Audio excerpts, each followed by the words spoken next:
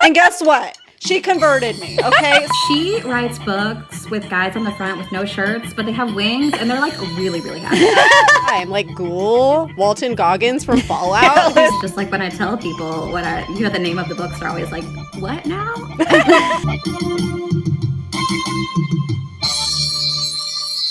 Hey, everyone. I'm Ashley. And I'm Liz, and this is the Besties in the Books podcast. And we have a very special guest for you guys today.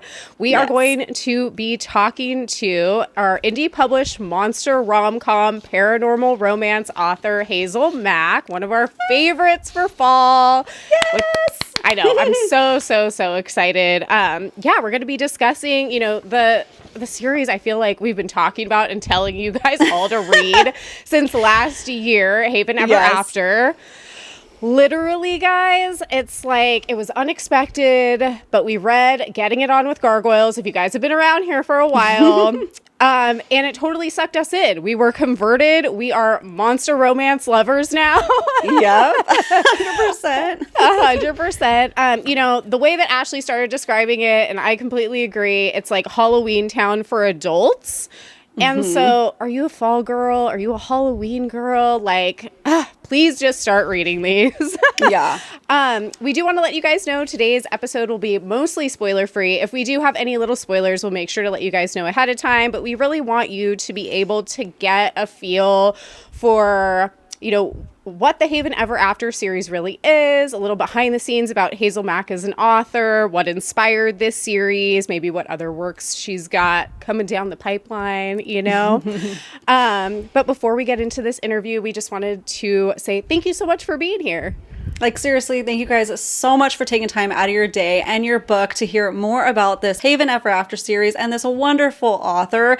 And make sure to like, follow, and subscribe anywhere you like to listen to your favorite podcasts, including YouTube or Besties in the Books podcast everywhere. And make sure you are following Hazel Mack over on Instagram at Hazel Mack Author. That way you get all the teasers, maybe some not safe for work artwork that you get to see. It's such a fun time over there. So definitely check her out. I agree. I know. I love that it's very up-to-date social media too, because I feel like if I want to know what's going on, I can always just go check it and see the art, which is one of my favorite things about this series, that we get to know what all the characters look like. It's so fun. Yeah. So before we officially bring Hazel on, you guys know how we do this. We like to give a brief introduction, just to let you guys know a little bit about her. So Hazel is a self-published author of the lighthearted monster rom-com series Haven Ever After, as we were just talking about. But she also writes omegaverse and dark shifter paranormal romance under the name Anna Fury. So I'm preparing in the future to go down that rabbit hole as well. I'm excited about that. She is a North Carolina native, fluent in snark and sarcasm, tiki, decor, and is a phallic plant aficionado. She writes anytime she has a free moment because the voices in her head wait for no one. When she's not writing, Hazel loves to hike, bike, and spend time with her Mr. Right, 7-year-old Tornado, and 2 lovely pit bulls. Welcome, Hazel Mack. Welcome. So excited to be here. Thanks for having me on. Thank you for coming on. We're so excited to talk to you guys. We seriously, any chance anybody is oh, I like Halloween. Have you read this? We're just trying to get all the people in because it is such a good time. We love your writing. Yeah, so much. Oh my God. I just have to say too, the other day I had a client come in who told me, because at her last eyebrow appointment, I had told her about your series, and she came into her next eyebrow appointment, so a month later, and she was like, I read the first 5 books. And I'm like, I love that so much. Yes. My world domination plan is working. And once you pop, the fun don't stop, baby. She's keeping them coming, so don't worry. Right? Let's put you on the spot by first addressing a little elephant gargoyle in the room. Okay, so did you know that how we found out about your Haven Ever After series? I'm guessing that you fell victim to one of my reels about Troll Whip. Or is it even worse? That's great. Is it even worse than that? Oh, no, it's not. It's not. It's silly. It's really silly. So Liz and I did like a challenge for each other. I have a really weird thing, dislike for tales. It's been like a thing since I read Cruel Prince. Like, if you know, you know. So we kind of challenged each other to find like books that would make us ick. So this is a good story, obviously, because, you know, hello, we're down this rabbit hole now. So she had discovered getting it on with Gargoyles, because if you haven't read it yet, it does involve some tales. And guess what? She converted me. Okay, so here we are.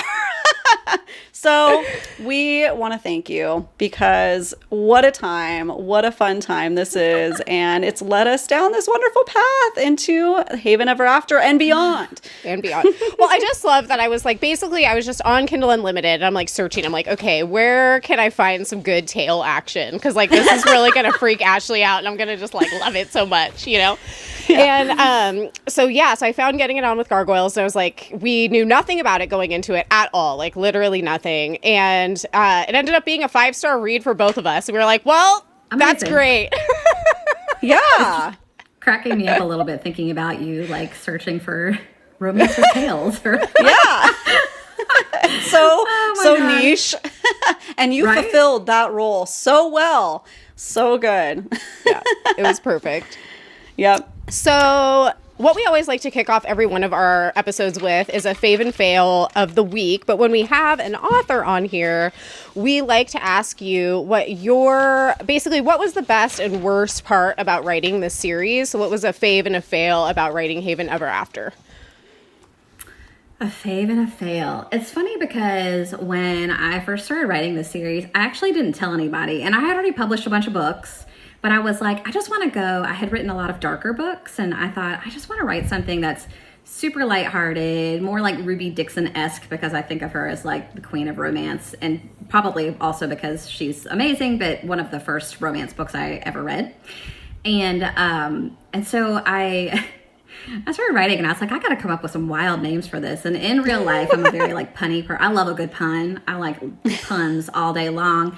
And so I was like, I'm just going to do like the craziest, dumbest, wildest title I can think of. And so Getting It On with Gargoyles popped into my brain. And then I was like, okay, but if I want to write a bunch of these books, I'm just going to assume that I would need like multiple titles. You know, I tend to write longer series. So I'm like, can I come up with like, I don't know, 5 or 6 titles that all are kind of related to like relations, like getting it on and like making out, you know. And so anyways, I think that has been probably like one of my favorite parts of it is just like when I tell people the name of the books are always like, what now? But I just really get a like as a Leo, first to daughter type A Enneagram lady, I get a kick out of people being like, you're doing what? Yeah. I love that. So that's probably like a fail. What's a good fail? It's interesting because I don't know if I would totally consider this a fail. This is a little bit of a spoiler, but there is a very hated villainess in the series. Y'all probably know who I'm talking about. And when I got to the last book 8, I had a lot of people who were like, she's getting her comeuppance, right? Like, you're not going to leave the series without the comeuppance. And it's funny because it's this cozy series. It's pretty sweet. Like, there's some drama, but it's almost never between the characters, and it's not a super violent, like, bloody series or anything. And then I got to the end of book 8, and I wrapped up that character's kind of like arc, you know, in sort of like as lighthearted of a way as I could for it to wrap up, because that's kind of the vibes of the series. And a number of people I have had message me like, we wanted blood, we wanted guts, we wanted like to see her go down. Like, I have had probably twice a week at least somebody messages me like, is there an alternate ending where we get to see her head get ripped off, or like, you know, does that exist? Or like, if you haven't written it, could you write it? Like, put it on your freebies page. And so I don't really consider it a fail, because I think it would have been weird to end the series with like, and then her head splashed across the pavement. Like, it's not that kind of book.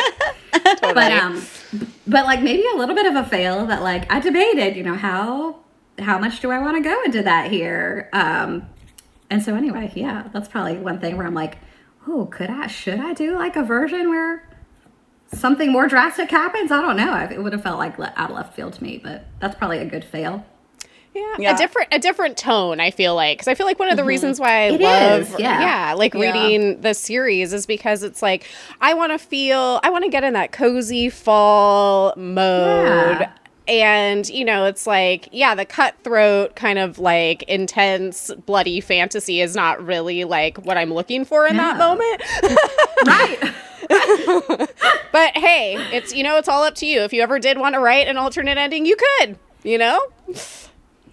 It's just so funny. I feel like I need to put a little disclaimer at the back that's like, if you want to see somebody's head rolling across the floor, click here for the alternative last chapter. Oh my God. And people would read it. I think there are people who would be like, yes, give me, she deserved it, you know? Yeah, that's so funny. I know, So isn't that funny. wild? We always say that the fails around here are not really fails anyway. It's just, you know, it's just things that like could have gone differently. Most of the time they end up being a, you know, fave anyways at the end of the day. Yeah. I think I definitely would not go back and change it. I just always think it's a little bit funny that like some people are really thirsting for blood there at the end. For real. So what should people expect if they're thinking about reading this series? Like, how would you kind of like briefly summarize the themes, kind of like general plot lines, maybe some of your favorite tropes of Haven Ever After without getting into spoilers? Without getting into spoilers, I would say it's just a real like cozy, feel good series with a lot of like sisterhood and found family vibes. Like when I write, I tend to do this even under both pen names, but I try to make the world itself almost a character. And this, you know, in this series, the town is literally a character with the houses and businesses have personalities and like, so that's probably a lot of what you can expect. It's funny because I never saw Halloweentown until people kept telling me it was like Halloweentown. And so I watched it really for the first time like last year and I was like, oh my God, there's even a grumpy mayor. Like what in the world? Like what? But I mean, it's very much got those vibes. And I'm a fall person. Like give me all the pumpkins and gourds and adorable mushrooms and gnomes. And so like if you like the cottagecore vibes, the series is pretty much that in spades. But I would say it's also still relatively spicy. Like probably not 5 chili peppers, but like a solid 3 or 4 for most people. And I mean, it's just the other thing I would say to expect is that there's really never like any outright miscommunication. There's no third act breakups. Like everybody's an adult and they behave like adults. Everybody isn't like 18 or 21 years old. Like they're all a little bit older or they might even be like ancient. And Totally. so it's very much just like the drama tends to be external to the couple. And I think I wrote it that way because I'm not an uber dramatic person in my real life. Like I don't have a lot of drama between myself and Mr. Fury Mac. So, like, I don't know. I just tend to write characters' relationships a little bit more like my real life one. So I would just say, yeah, like, if you're looking into that, like, you know, heartbreaking miscommunication trope, it's not for you because there's not a lot of that around here. I think we appreciate that because, like, yeah, the miscommunication, the, like, 21-year-old FMC kind of bumbling around. Like, sometimes we could get a little tired of that, and so this is very refreshing, and I do love that it's super spicy as well because I just have to say this, for our dark romance girlies, is this dark? No, but I feel like it still fulfills, like, the spiciness that we like. You know what I mean? It's a good balance. Yeah. Totally. Mm-hmm. Yeah, I agree. And I mean, I love to put the spice in the books, but the great thing about monster romance is there's so many different ways, like tails. I mean, horns, you know, all these like extra bits and bobs. Like I mean, it's like the sky is your limit. And really, like, you don't have to do it the way other people who write monster romance do. Like, just make it all up. It's the best. I love it. That's what's so refreshing because, like, we've read a lot of monster romance now, and we love how dynamic your series is and immersive. Like, I literally feel like I'm there in town with them, which, like, I'm obsessed with that and the different relationships involved. But you're right. I never really thought about it. They don't have like that petty he said, she said drama.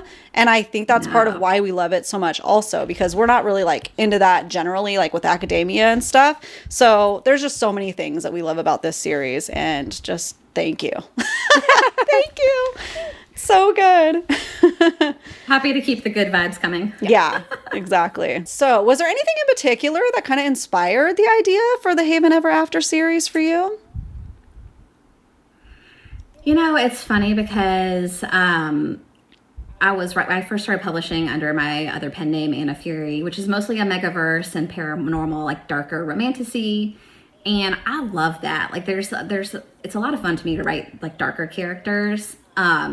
But there was a side of me that was like enjoying reading Ruby Dixon and, you know, some of the more like lighthearted romance where everything isn't like, you know, so stressful all the time. Mm-hmm. And a fun fact, Ice Planet Barbarians was actually the first romance books I read. And I never read romance books till like 6 years ago. Oh my gosh. I didn't grow up reading them or anything like that. So anyways, IPB was like my introduction into romance. And so I think there was part of me that was just kind of like yearning to get back to that more lighthearted vibe. And I was like, I can't really do this under my main pen name.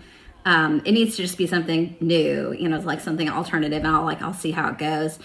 And Practical Magic is like one of my favorite movies. I'm also a huge sci-fi, like Firefly, Starship Troopers, like give me all, which is again like not very cozy at all, but like I love the like wild, crazy, immersive worlds. And so I wanted to do something that was like a little more witchy, a little more cottagecore, and I didn't really feel like that fit with my main pen name. So I just kind of started writing it for fun. And it's interesting because I had a couple girls who were kind of helping me PA at the time, and I had both of them read it, and neither one of them really liked it. And I was like, ooh, I really trust y'all's opinion. And I think this is great. But they were like, okay, maybe it has promise, but they weren't really into it. But I was like, you know what? I just feel good about it. Mm-hmm. Like, I want the Practical Magic vibes. I want the Mummy vibes. Like, I want all of those. I want to write that, you know? And I just had like a good feeling in my jellies, as Pokemon say. And so I just kept going, and I got all the way to the end, and I had an editor friend, and I was like, okay, a couple of my friends who read this didn't like it, but I feel good about it. Will you read it? Because this is what I'm going for. I want you to feel like you're in Practical Magic or Casper the Ghost or Gilmore Girls, but with like extra peens, you know? And my editor was like, don't listen to anybody who says that. This is stellar. Like, it's so fun. The whole town, like, you've got to keep going. You've got to write more. Like, you've just got to pivot and write this. And so anyway, that's kind of like what inspired me and how I kept going, which is sort of funny because even now my girlfriend's like, yeah, it's just not my vibe. And I'm like, really? What's wrong with you? I don't know. What do you mean it's not your vibe? But like no shame. Yeah, for sure. There are different books for everybody on the planet. Totally. But yeah, I usually have a good feeling about things. Like I really go by my gut with what I write. And I just felt like it was going to be like people would resonate to the no drama, just like good people falling in love in fun ways. Yeah. Totally. So actually coming off of that, that's really interesting. So I did want to, briefly touch on the darker omegaverse romances that you do write under your other pen name, Anna Fury. So, maybe if someone does pick up one of these Haven Ever Afters and, like what you were just talking about, if people are like, it's cute, but it's not for me, briefly tell us about those other series that you have and how they're different from Haven Ever After and who you might recommend them for. Yeah. So it's interesting because actually my very favorite series I've written out of all of my books is called the Temple Maze series. It's very dark, like dark, non-con, hidden maze full of alpha males, and the heroine gets like thrown in to be their prey, and hunting her is televised. How have I not read this yet? It's really dark. It's really, really dark. It's really, really dark. I'm so excited. I don't know how many times I can repeat that. It's super dark. But the world is the world building, I think, is really good in that book. But it's a complete trilogy, and it's people usually describe it as like Hunger Games meets, Maze Runner. It's the other book I'm thinking of. Oh, interesting. So that's really fun. That's a really, really fun series. Interestingly, it's like my least well-performing series. I feel like I wrote really dark dystopian alpha romance at a time that was just like not the right time. One of these days, somebody is gonna mention it somewhere and it'll take off, but I'm just manifesting that. Probably my most popular series under that pen name is Alpha Compound, which is probably not a shock that I wrote this during COVID, because the whole premise is this worldwide virus escapes a lab and it turns men into alphas, and they're not safe. So the government hunts them and they have to hide. And so that compound is this hidden compound where this billionaire is like collecting alphas because they're actually not what they seem, and they're not all feral, violent, horrible people. So book one is this kind of shy reporter who watched her brother transition into an alpha, gets pulled in to like tell the truth of what they really are.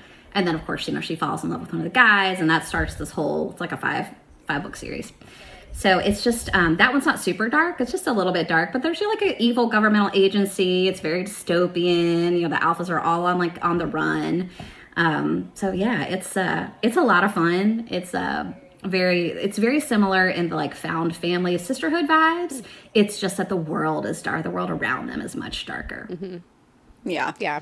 I'm like, okay, pausing this interview so I could go start reading those. Yeah. It's fun. It's really fun. Yeah, they're really fun. They're all on audiobook, so there's that too. Yeah. I'm excited. Everybody has their pen and papers out. Add to TBR. Yep. Let's go. Yeah. It's fun. It's a good time. You'll be like, did the same brain really do both of these things? Because it's a little scary. You mentioned a little bit about starting your monster romance / paranormal romance reading journey. After that, were you kind of hooked after Ice Planet Barbarians? Yeah, it's funny because I think growing up, I think I very much had a perspective on what I thought romance books were, which is like, the historical Westerns you see at the Walgreens checkout. Yeah. Like that was my only experience at all in my whole entire life. And then in COVID, it's still so funny to me. I read ACOTAR and really enjoyed it. I read it on Kindle, and I had KU, and KU was like, if you liked that, you should try Ice Planet Barbarians. And like looking back now, I'm like, like of all the things you could have recommended after that, it was IPB. Yeah. Like that is interesting. It happens in space. What are we talking about, right? Like, but I did, it's like I read book one and I was like, did she really just wake up? And he's like mid, and that's like, they haven't even said hello yet. And so, but I muddled through, and then I got to book two with Liz, and I was like, I'm in love with this world. This world is crazy. And I love sci-fi anyway. So that's just really, it just hooked me from there, and I pretty much never looked back. And I felt like I have finally found the corner of the world with my people. Yeah. Because that was like me always reading these books, like, this romantasy is great, but I really wish like there was more of the romantic element to it, or that we got to see what happened in that relationship, and not having those like threads pulled together in the end was just always like kind of a disappointment to me. So then when I discovered romance that wasn't the Walgreens Westerns, which like again, those all have their place, it just that wasn't my particular style, so it didn't really appeal to me. I just really never looked back, and I don't even now. Like occasionally I will read either like a sci-fi book because my husband loves sci-fi, or I'll read books about viruses and illnesses because I find that really fascinating. Mm-hmm. Totally. I don't know why. Yeah. Probably because it's kind of sci-fi. Yeah. But it's mostly romance all the time because it's the best. I love it so much. Yeah. So how long on average would you say it took you to write a Haven Ever After book? And were some harder than others to write? And then if you have anything to say about the indie publishing experience that you'd like to kind of interject in there too. God, yeah. It doesn't take me that long to write a book. I can write anywhere from 5,000 to 15,000 words a day, as long as I have a super solid outline, which for me, I'm a plotter. So I got the whole plot and everything done ahead of time. I do spend at least a couple of weeks, if not a month, doing just world building before I start a series. So I'll figure out like what are, how does the magic work if there's magic? What do the people look like, act like? What are the customs? What are the illnesses? Like I have a list of about 20 things that I have to figure out about my world before I ever start writing. And that helps me to kind of get immersed into the world. So I can write a book really quickly if I can just sit down and write that book. Like usually 5-6 weeks is about average, and then it's got to go through like a beta reading and editing process. But my actual writing takes about 5 to 6 weeks, maybe 7 on the outside. The hardest of the Haven books for me to write was Waltzing with Witches, The Keeper's Story, which is book 4. I think just because everybody hated him so much in book 1, but all along I knew that he was going to have all this like sort of spoilery, but he has a backstory that ultimately he is redeemed in his book, even though you think it's not going to be possible for that to happen. Like I don't know how many times I had people message me who were like, I really never thought you were going to be able to make me like him. And like, I sobbed probably for the whole entire second half of writing that book. And I'm not like a big crier, but that one really got to me. And so that one was harder to write because I feel like I just edited and I was like nitpicking constantly and going back and forth and adding these things just to really make sure that like when readers got to that point, they would be like, wow, I can really see why he made the decisions he did. And it makes sense. Like, it makes sense now. So that was probably the hardest one to write. The one that took me the longest to write was book 5, Werewolves. And I think that's just because the heroine is from a Mexico-based haven. And so I had to work with a pretty big sensitivity team to make sure that I told that character, accurately. I'm not Mexican, so I don't understand that perspective of being a Latin. And so it just was a lot of extra process to go through that, which is something I feel like, to your question about the indie publishing journey, if you're going to write the perspective of a character that you don't personally have, and sometimes even if you do, I think it's good to get other input. Absolutely. Like when I wrote Ren in book 2 as a plus size character, I had 3 or 4 plus sized beta readers who went through the entire manuscript to give me perspective and feedback. Like, is this accurate? Does this resonate? Does this feel right? And so that process, I feel like, is really an important part of the writing process. I think it's great to write diverse characters, but only if you're going to do it with respect. So that has been a really important part of the journey for me too. And I love writing diverse characters. I don't want to write a bunch of short white people. Like, I want to write a lot of cool characters, but you just have to, like, for me, I feel like it's really important to take the time to get outside input on your characters before you just sling that book out into the world. Yeah, I'm glad that you brought that up, because that was definitely something that I really appreciated I'm like, now I forget all of the numbers, but Wrestling with Werewolves and Lola. Yeah, that was something that I really appreciated. I am half Mexican. My mom's from Mexico. And so reading that, like, I don't want to say like I can relate to everything that she, is doing or anything like that. But it was one of those things where I could definitely notice it. Like, when I was reading, I was like, oh, the research was done. Like, this feels really good to read. That. And it made me it made me love this series even more, because I feel like you did take the time to do that right. And so thank you. We really appreciate it. I'm so glad that you could tell, because I feel like when I was writing it, I'm like, man, unless you are Mexican, or maybe if you're from somewhere outside of Mexico but still Latin, you might understand the research that went into it. But I have had a lot of Mexican readers reach out to me about it, so I'm like, this is for you guys. Yeah, thank you. I hope you love it. And it was just really fun to do the research too. Yeah. So, yeah. It makes the world feel bigger, Yes. Yeah, because it would be so weird for it to just be like a bunch of white people in Massachusetts, right? Like, you would obviously have a more diverse cast of characters, just like the real world. So I think that's part of why I wanted to make sure that the characters in the series reflect that too. Yeah. And the representation, across the board with that, and also in different bodies and in different relationships. Like, there's different relationships styles represented throughout this series too, and I think that's a beautiful thing, because it's also done in such a like casual way, like lighthearted. Yeah, just like, this is what it is, there we go, you know what I mean? So it's done very beautifully. I think part of that stems too from, I took a time off between vampires and book 6. And I got last summer diagnosed with diabetes. And so I was like surprised dying in the hospital, like, because I didn't know I had diabetes. So I was just obviously not treating it. And so then I was like admitted to the emergency room, because my doctor's like, oh my God, you're like dying in my waiting room right now. Oh man. And so I didn't know that was happening, obviously. And so when I got admitted, and then it turned out I had diabetes. And then after coming out of that, like, it's managed now and I'm doing great. But it occurred to me, I'm like, oh my God, I'm now a person who could like sensitivity read, because I don't read that many diabetic characters in books. And so if I weren't already focused on representation in books, I think that would have really just solidified for me like a couple of things. The first being that the representation of all different types is important to me. And the second, that no two perspectives are equal, even among a certain type of representation. Like me as a diabetic, my experience could be wildly different from somebody else as a diabetic. So I think it just made me glad that I've always worked with sensitivity readers, and just, you know, even more dedicated towards more types of representation in the future of different chronic illnesses. And it's like now I fit in that category, and it can be rough. Mm-hmm. So like I actually had somebody the other day say, you don't really like look sick.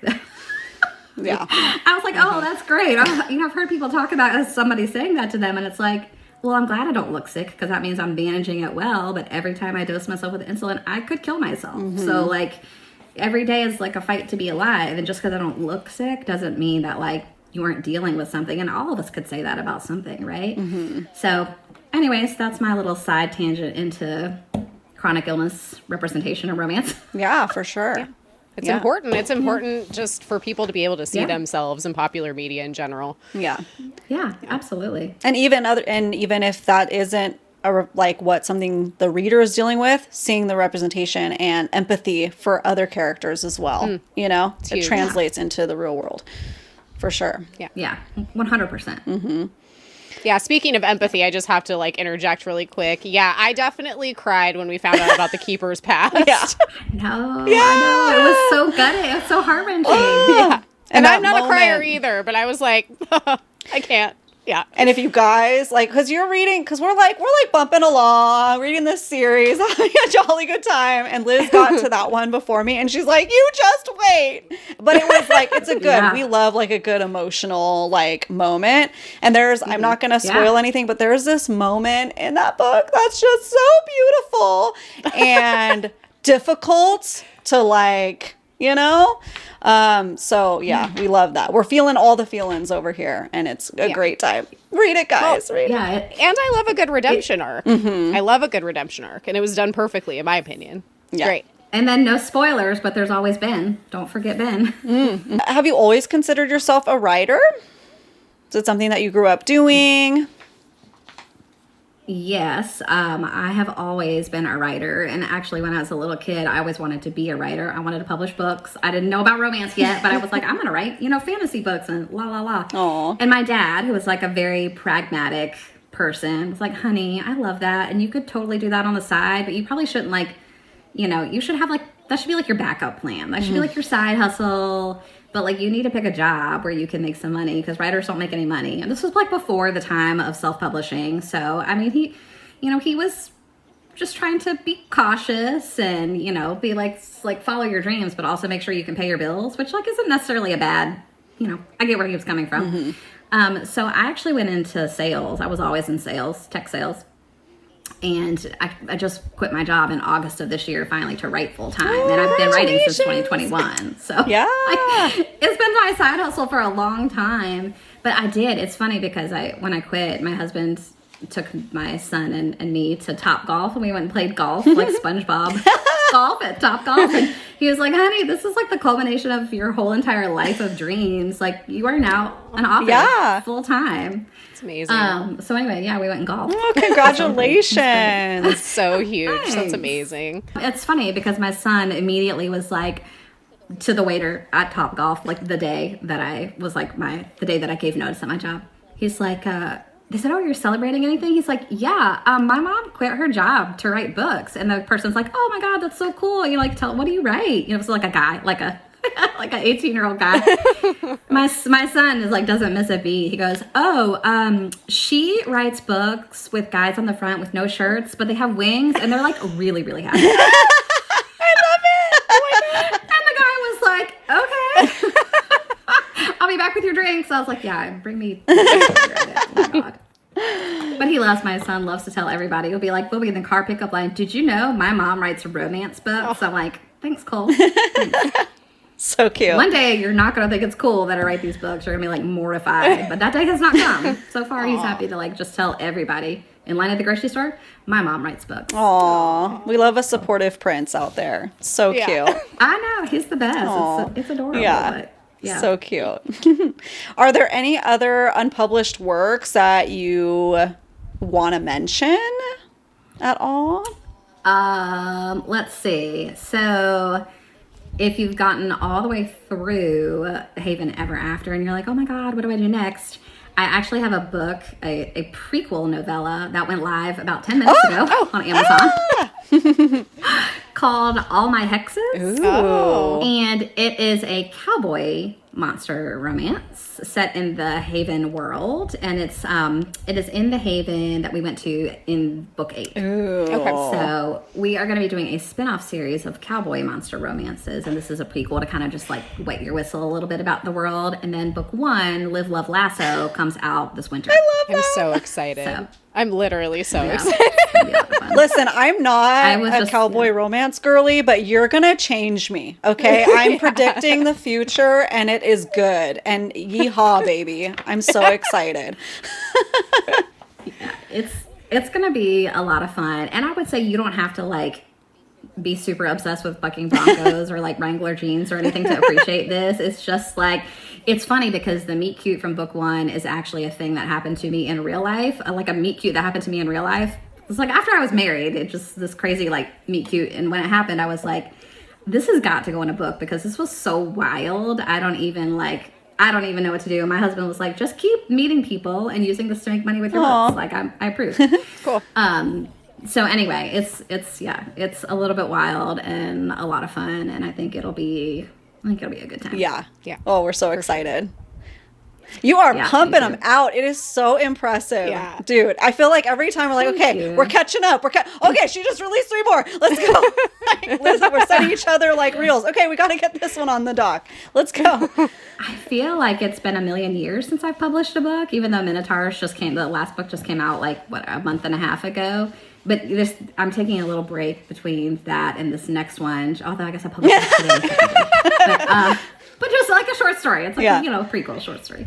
But the next one won't come out till this winter because I'm hoping to get a couple, just like to write a few books so that I can do like more time for marketing and all those things that you're supposed to do as an indie. So, but it's like having 4 months off between releases feels so weird to me. Like, what am I doing with myself? Yeah. It's like they're living out there. I need to write about them. They're out there. They're living their lives. It's like an interminable. Yeah, they're like a part of you, I'm sure. Because if the characters as readers, they're like a part of us, and I'm like wondering what they're up to. You're the writer. Like, does it feel like this connection to these characters you're writing? Yeah, absolutely. And when I finished, I cried writing the last book. There's like a scene at the end of the last book where we see all of the characters from the other books. Like a parade through town. And so you see everybody like one final time. And every time I was like going through rereading and editing and like listening to the audiobook and all of that stuff, I was just like, I cried every time. I'm like, I feel like I live in Ever. Like I am an Ever resident watching all these people fall in love. And telling their stories, and like now we have to go somewhere else when he's like going home after vacation. I don't want that. Oh, I love that. Yeah. So I know that you shouted out Ruby Dixon and obviously Ice Planet Barbarians, but do you have any other favorite authors or books that you want to shout out while you're here, while you've got the stage? Yeah, it's funny because we talked ahead of time about like what we were going to discuss, and I was like, I'm just reading Ruby Dixon's new one, By the Horns. It's like basically if she writes it, I will read it. But Lola Rock is another one of my favorite authors. She wrote an omegaverse called Pack Darling, which is, oh my God, it's so good. If you haven't never heard of it and you want to get into omegaverse, it's amazing. Okay. So it's like the gal, and then the pack is like 4 or 5 guys. And so that's like a lot of boyfriends. Anyway, her newest book is called Red Ruin, and it's more like a darker dystopian kind of a romance, and the guys are not together at all. So it's like her and the guys, but they're pretty much like mortal enemies. And her writing is just so immersive and beautiful, and her character development is so amazing, and her prose is really good. And I feel like my writing is very much how I speak. So I always really admire people who write in like a really flowery, beautiful way, because it's just not my style. So anyway, I love her, and I'm reading her new book. And then I also just got off to show you guys this one because it's so pretty. Hang on, let me move my camera. My friend Amy Penza, who is sometimes my co-author, wrote this book, Bitten and Down, which is a dark vampire romantasy. So this is the whole trilogy, and this is the Moonlight Book Box special edition. Gorgeous. Oh, it's so pretty. It's so pretty. Oh my goodness. And actually, this gal who did this art is the gal that did all the cover art. And we love it. Yeah. So much. Yeah. Oh my God, it's so pretty. So anyway, those are like what I'm reading right now and loving. Yeah. Love that. Beautiful. Okay, so these are going to be some hard questions, and we're so curious because you have so many good characters throughout your series, and the MMCs, oh my goodness, each are just so lovely and wonderful in their own ways. But if you had to pick a favorite MMC, who would it be in the Haven Ever After series? That's hard. Yeah, it's really hard because they all came out of my brain. So I'm like, obviously, all of them. I would put them in like a harem together. If I had to only pick one, it would probably be Betmal from book 7. So he's the keeper's dad. And if you haven't gotten to book 7, basically he's just like this ancient, crazy, charming, super confident shadow daddy. Like his power is almost limitless, and all he wants to do is give Amathea the world that she was never able to see. Like the things he does for her they're things that free her, but it's so romantic to me because he doesn't expect anything from her in return. He just wants to give her these things just because he wants to give them. And I just, he's really sexy. It's like you're singing our song. We love all those things. I know. He's good. He's good. Yeah, he's really, I mean, if you haven't gotten to that one yet, like slight spoiler, but like he built her a lake because she's a mermaid in his backyard. And like, it's just, he's just really, it's good. He's like top tier. I would keep him. If I could only keep one, I would keep him. All right. How about FMC? Who's your favorite girly pop? That would be Lola from book 5.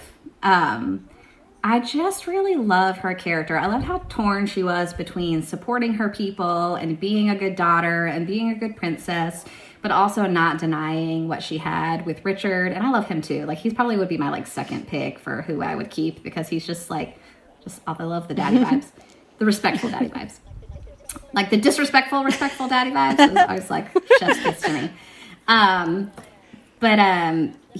They're actually my favorite power couple of the series. I just think that they're awesome together. And I feel like that book of the series is kind of like underrated. Like sometimes people will skip that one. And I think it's just like, could you go to another haven for part of the time? And I'm like, yeah, but the whole thing is about their role in Ever and, how do they bridge two worlds in a way that's like, to me, that's like a relatable challenge of real life relationships sometimes. Is like sometimes you'll be like Jay and I had this, my husband, when we met, like I got offered a job that I thought I was going to have to take, and I was going to have to move to Texas. It was like Thursday afternoon. They want to be there Monday. Wow. So that whole like, how do we bridge these two worlds thing is very personal to me because we had to like make those decisions as a real life couple.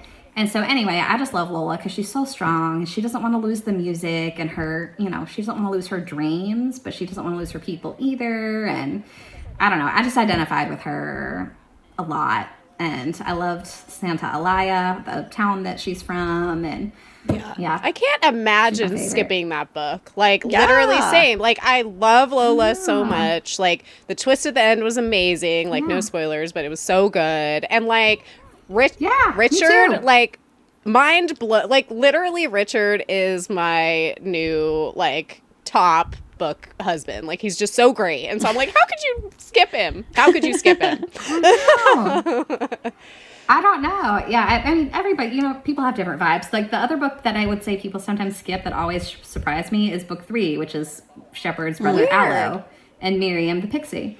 And I think it's just because people wanted to figure out why the keeper was such an a-hole, so they like to jump from 2 to 4. And I'm like, oh my God, you're missing out on the Halloween chase scene. Like, are you kidding me? And like literally Halloweentown. Like, it was so cute. So perfect. Oh my God. Halloween. Yeah. I was eating that up. Like, go read book 3 right now. Yeah. So cute. So coming off of that, are there any characters that you personally relate to? Any characters? I think I have I'm sure all authors do this to a degree, but I definitely put bits of myself and my like real life friends into a lot of the characters. And actually, when I was writing book 2 with Ren and Oaken, I pretty much modeled Oaken after my husband. So there's like, I relate very much to him just because he's kind of like that quietly dominant, like low-key personality, very much in my corner. Like if I say, let's go jump off the Empire State Building tomorrow, he'd be like, why? But okay, like, what are we doing, girl? Let's go. Let's go get a Parachute. Parachute.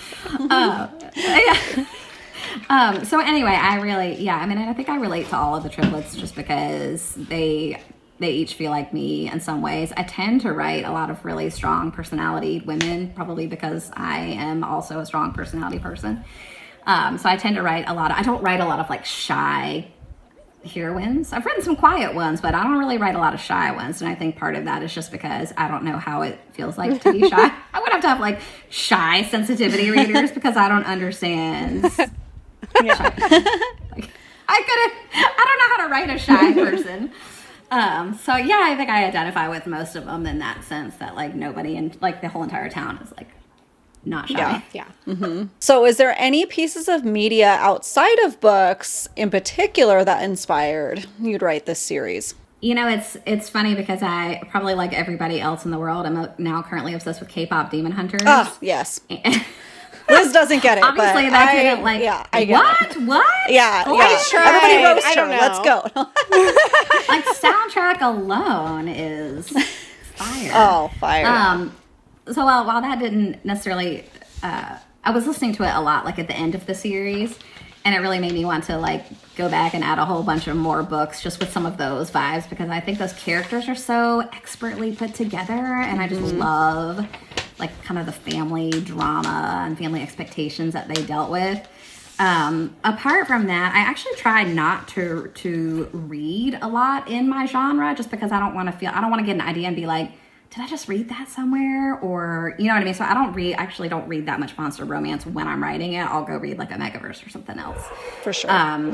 But then I have, like, I've mentioned some movies a little bit earlier that I love, but I am a rewatcher of movies. I watch a lot of zombie movies. I'm a huge Resident Evil fan. Actually, I have tended to be pretty good at forecasting what I think is going to be a trend in, like, the romance world. I predicted that we were going to get back in dystopian, and now Allie Hazelwood has got a dystopian omegaverse coming out. I'm like, oh my God. Are you kidding? Am I a fortune teller? I don't know. I should be able to like wrangle that into my own fortunes a little better than I have. But I have predicted that we were going to get some zombie romance in the coming year to 18 months. And I'm actually starting to see it now. So anyways, all of that to say that I think that could actually be really fun. My friend Amy's like, are you kidding me? There's nothing sexy about zombies. I'm like, but there could be though. Okay, Warm Bodies. You've seen Warm Bodies, right? My daughters love Zombie, the like musical on Disney. Oh, right. Oh, Yeah. they love it. It's so Eat cute. it up. They love Zed. It's so cute. They make my husband sing his part. It's so funny. Yeah. I was going to say, like, literally, we talk about him all the time. Like, Ghoul, Walton Goggins from Fallout. Liz- He's like, Liz has I'm a thing. obsessed. I mean, I don't know anybody that would not smash that immediately. Listen, it's the You hole in guys the took face finger for off. me. It's the hole in the face for me that I'm out, but I get it. That hole in the face would not even deter me for 2 seconds. I love that. I would like to keep all my fingers though, because Yeah. I need them to tighten. So yeah, I mean, I think a lot of those movies and shows that I rewatch Heart of Dixie a lot, which you'll be able to tell when this cowboy romance comes out because a lot of the themes, like I named one of the characters Lemon. Oh, so Like the main cute. character's name is Lemon. So yeah, I tend to rewatch a lot of the same shows over and over again. And if I like the vibes of something, I'm like, oh man, how could I use like those vibes? And yeah. Yeah, like comfort watch. And see, like, that's Yeah, kind of same. what I know that this series will be for me once I'm fully completed with reading it, because it's like, it's a comfort where I want to personally read from start to finish. You can, I think, go and grab, any and read it if you're not vibing with a certain dynamic. I think, because you still have a story woven throughout the entire thing. And then you're getting these, couple focuses throughout. But I can foresee me going and grabbing, one of my favorites off the shelf later once I'm completed as a comfort read, just as we love comfort movies, comfort shows. So I love that. What you've done with that, because we totally get that vibe too. Same. Yeah, I can see that. So were there any themes that you put into any of these books that are extra meaningful to you? I mean, I think I don't have sisters in real life. I have a crazy younger brother who likes to call me with like bookish suggestions, and they're always, I'm like, oh my God, Joe, just stop. This is so awkward. Like, just stop. Like he called me the other day and he's like, oh my God, I think I found my new calling. I'm just going to give you ideas for romance books and you can write them. And so he tells me, he's like as if this isn't like awkward enough, because I'm the older sister. He's like 4 years younger, which might as well be like 100 years when like the older person is the girl in the relation, in the, you know, the siblingship or whatever. Anyways, he calls me. He's like, you should do a monster romance where the guy is a merman and he swims over the city of women and he just like inseminates everybody in the clouds.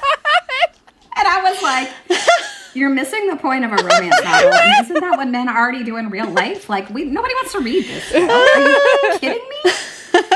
Yeah. And that's hilarious. He'll write me with like really bad punny titles to things, you know, and I'm just like, okay, I have yet to use any of his ideas, but we're going on a Christmas trip together and I'm sure he's going to be like a list of things. So yeah. Yeah. So I would say like, having a crazy sibling is probably a theme that ends up in a lot of my books because my sibling is so crazy.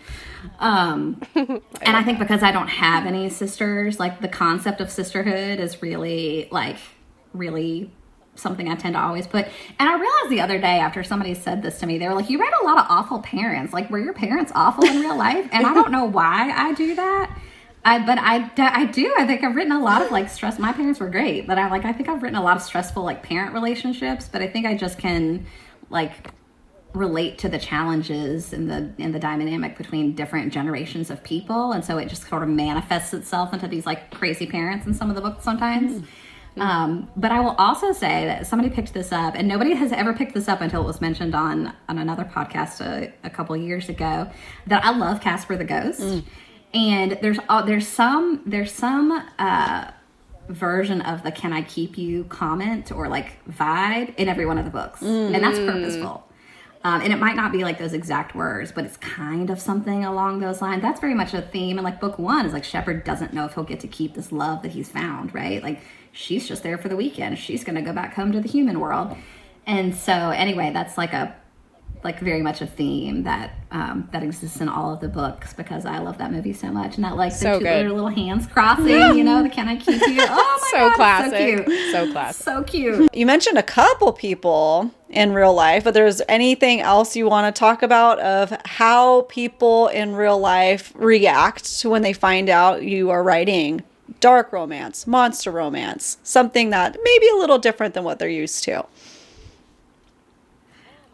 You know, I think that it's interesting because the people around me, I think for the most part, all my girlfriends were like, well, yeah, this tracks. When I told them I started writing romance, I'm like, you've never even seen me like read a romance book. What do you mean this tracks? But I guess it seems like my personality to write romance. So all of my girlfriends have been really, really supportive. It's funny though, because like my two closest girlfriends both were like, we will buy the books, but we can't read the books because we just read them in your voice. And it's like, we just can't do it. Like we can't do it. So they actually both, switched to audiobooks. Oh. So they listen to the audiobooks, but they can't read the physical books, which is hilarious. That's so to funny. me. Yeah. But it's like, just having another person's voice the words is like enough for them. And then my husband beta reads for me. Actually, he's like my alpha reader. He reads every book and he gives me notes. And he tells me like when things are like how a dude wouldn't really respond. And sometimes I'm like, that's kind of the point because this isn't like a real like a real dude's response. Yeah. That's kind of the point is that this is like fantasy. Yeah, it's like, a fantasy. Like how Good, then how it's a real staying. dude would respond. Yeah, I'm like if I like it's like sometimes I'll be like, well, guys don't think like that, and I'm like, well, in this world they do. I'm not cutting it. I'm leaving it. Yeah, for sure.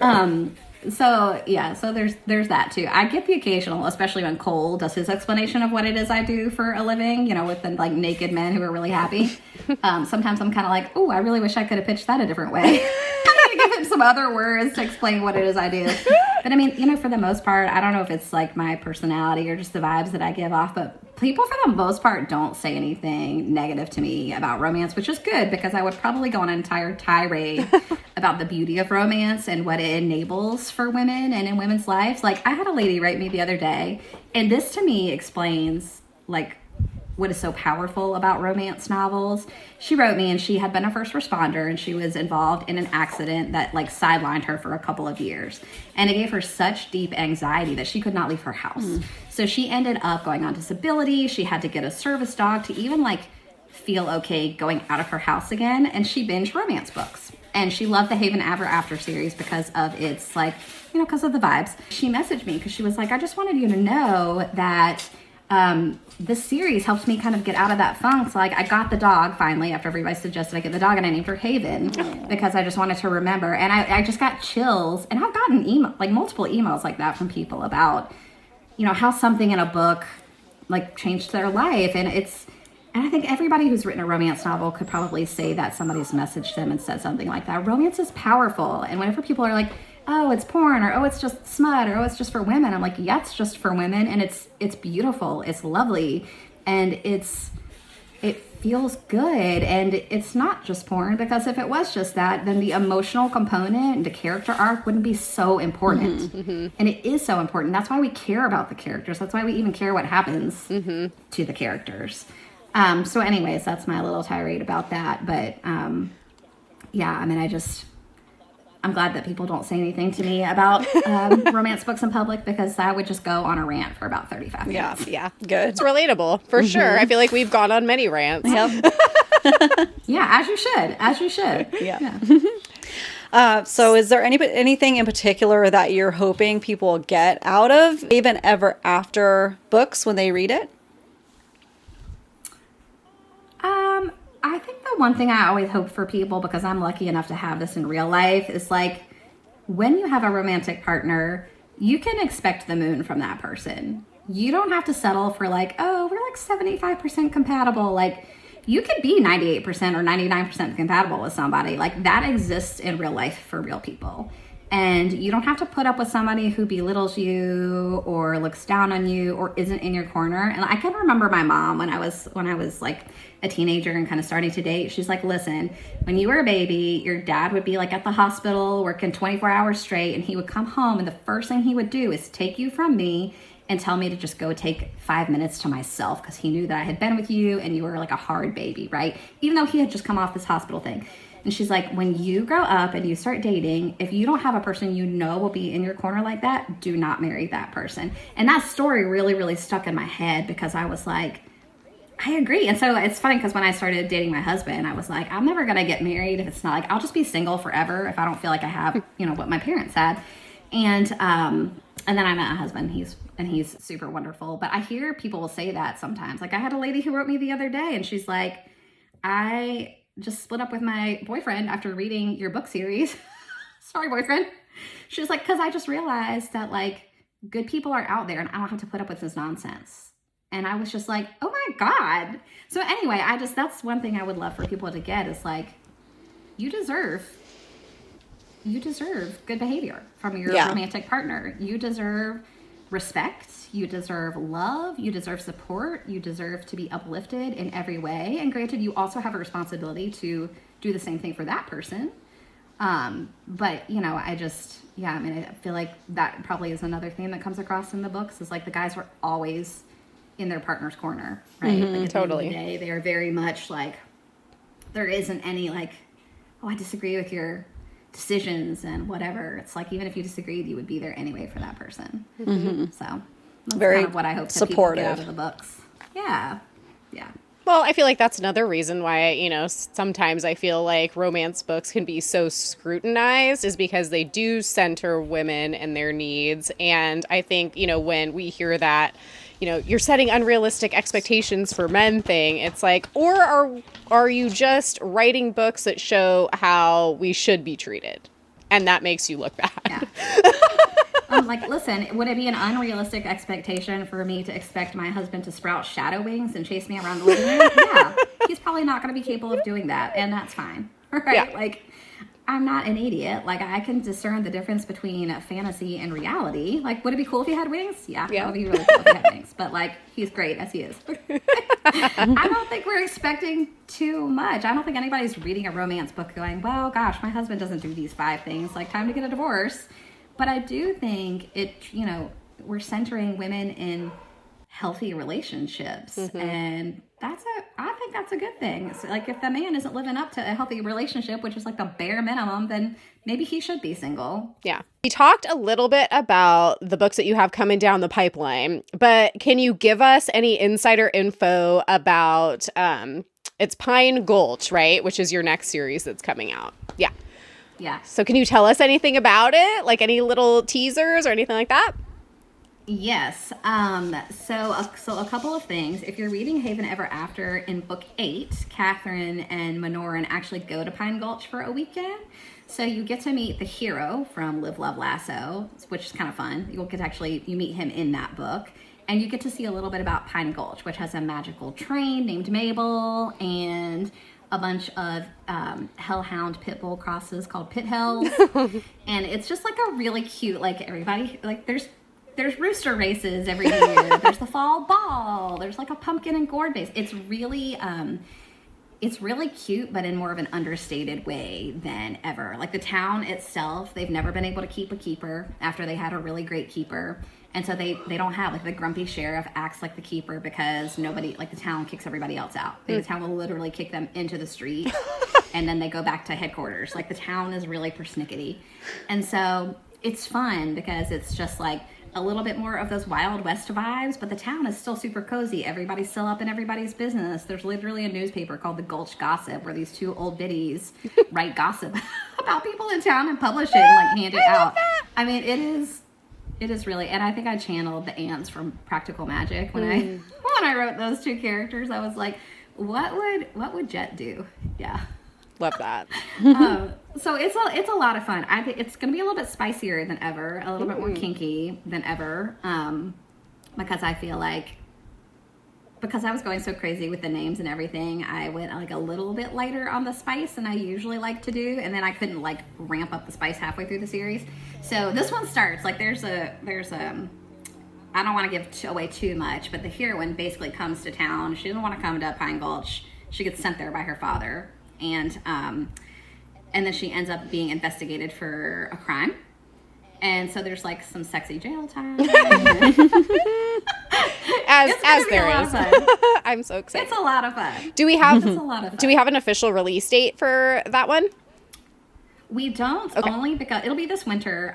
The only reason we don't have an official release date is Podium is going to produce the audio for me, just like they did the Haven Ever After series. And I would like it to come out at the same time as the book, ideally, because I think that's easier for people. And people always message me like, the book is out, but I can't get the audio book.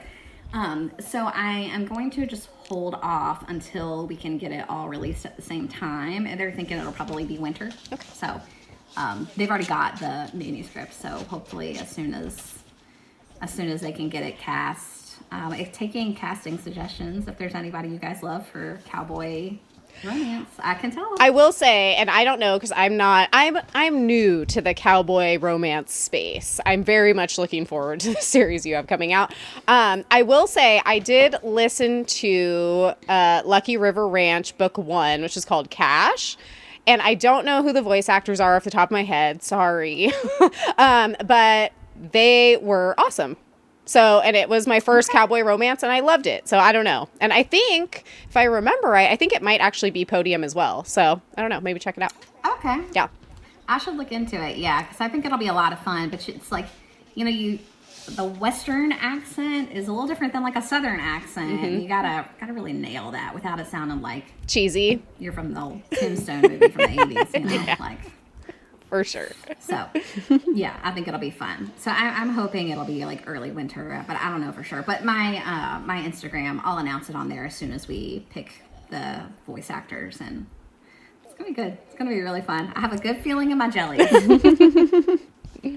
Perfect. All right. Well, we are ready to kind of wrap this up with a bit of a smasher pass this time because it was hard. It was hard to pick through all your characters. So we decided to do an F, marry, kill. So we can talk about 3 characters here. Mm-hmm. So you have to marry one, you have to F one, and then the 3, you're going to have to kill off one. Liz, who are we making her choose from?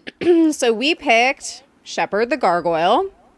So the Keeper, Abamet the Vampire, and Richard the Werewolf. F, marry, kill. Okay, who was the first one? Shepherd the Gargoyle. Shepherd, Abe, and who's the last one? My memory sucks. Richard. Richard. Okay. I would definitely kill Abe. Oh my god. That was almost too easy. I would definitely kill Abe. I would definitely. F and Mary. I'd probably marry Shepherd because he'd just be like a best husband. Oh yeah. And he would always feed me snacks. Yeah. So I would be like happy. I'd be so happy. But Richard in the nest, yeah, I could get down with that. That would be my F, I'm pretty sure. Nice. Love it. Nice. Yeah. There you go. I mean, really, if I could pick him for 2, I would probably marry him also. And just kill the other 2. Yeah. Just lock it down where if at all possible. Nice. Good. Oh, we love that. Well, is there anything else that you would like to touch on or mention while we have you here today?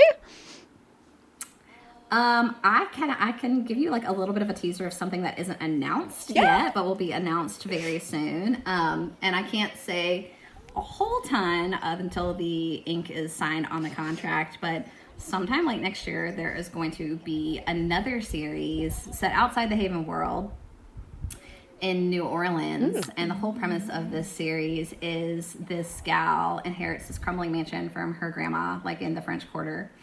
And she has to follow all of these instructions from her like crazy grandmother to get her inheritance. And part of it is like fixing up this old mansion and doing all these like witchy spells. And she doesn't believe in any of that nonsense.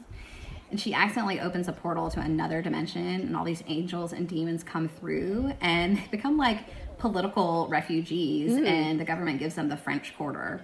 And whoa, so crazy. It's like this crazy rom-com series that is going to be traditionally published starting next fall. Wow. Exciting. And I cannot wait for everybody to read it. It's so cozy and adorable in like a different way. There's like a grumpy angel king, and it's Oh, so exciting. That is We'll exciting. definitely looking out for that. Yeah, for sure. yeah, I'll keep you guys posted. I'm like, Yes. hopefully I have all of your entire like catalog read by then. You know what I mean? Yeah, oh yeah, you have some time. You've got a year. Well, thank you so much for coming on today and joining us. We absolutely loved having you here to discuss all things Haven Ever After and beyond. You guys, also thank you so much for joining us today. Make sure to go head over to Instagram and follow Hazel Mack author and also Anna Fury author. That way you get all the details on these releases. Like we said, some fun artwork you can peek at and just have a grand old time. Thank you guys so much for listening today. Make sure to like, follow, and subscribe anywhere you like to listen to your favorite podcasts, including YouTube. We're at Besties in the Books podcast everywhere. And thank you so much again, you guys. Thank you so Yay! much. We loved having you. Thank you. This is so fun. Yay! We will see you guys next Tuesday. Okay, bye.